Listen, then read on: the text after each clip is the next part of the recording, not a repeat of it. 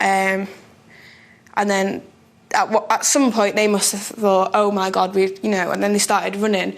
At that point, Danielle had come out and she was next to my dad on the road. Ambulance, please. When I got outside, I saw my dad lay on the floor in a pool of blood, and his head was just smashed up. His eyes were all bulged up. He was just full of blood everywhere. Just motionless, just lying on the floor, very cold, sleep, no features whatsoever to him. Just really cold, blue in the face, and obviously blood as well. So, yeah. Gary, come on, wake up, mate. Gary. Amy had gone in to get my mum, and my only instinct was, my dad's going to be fine. He's fine. It's my dad, He'll get through anything. He'd already got through cancer.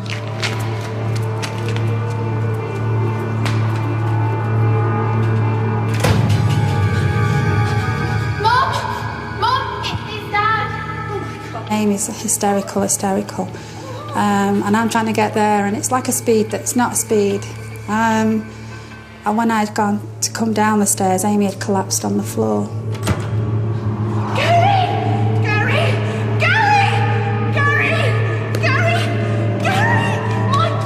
As soon as I stepped out on the doorstep at the bottom of the drive, that's when really our world collapsed fully.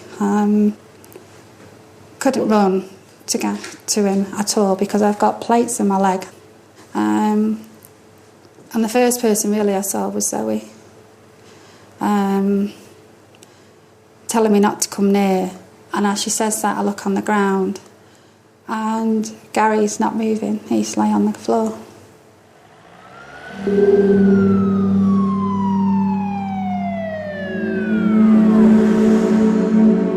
I just couldn't believe that my dad was in that state that I saw.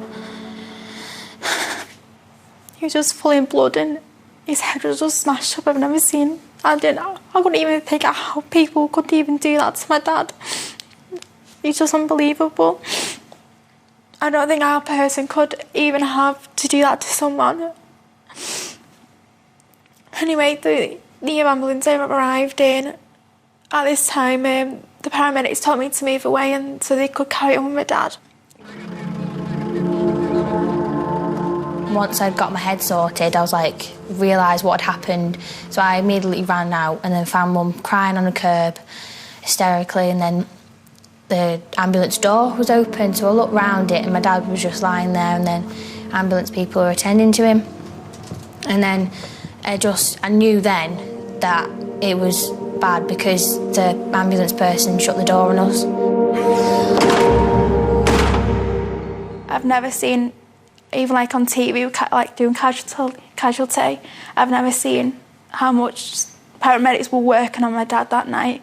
They were doing absolutely everything, and it got that bad that they had to shut the door on me and wouldn't let me carry on seeing my dad, the work they were doing, and that's when my dad went to hospital.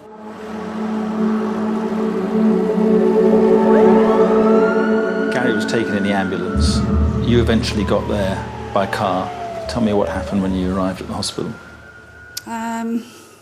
You're called into a waiting room and all you can think of is casualty. Mad as it is, I'm saying, you're not taking me there, I know what you're doing there, you do it on casualty. And they said, no, we need you to come in and have a drink. You then see the consultant who comes in, and then he was the one who told me that Gary had arrested in the ambulance, and he said, no, he's just not come back, he's in a coma. But we've made him comfortable. But we really need to get him for a scan on his head straight away. But he's in such a bad way that it's touch and go to get him to the scan machine. They gave me his jewellery, which I said, put his jewellery back on, and I wanted to see him, so they said they would let me see him when they could. To see him from his toes to his shoulder, he looked fine, apart from a graze. But to see him from his head, it was horrendous, really. Gary made it through the night, and the following day, Amy decided to write a letter to her dad. I just sat on my desk and wrote it, but I don't know, it just spilt everything out of me. and because I didn't know how, because really it was my goodbye letter, in case, I didn't get to say goodbye. So I just was going on about how I love him, and boy, it was so hard because I didn't think I'd have to say goodbye at my age.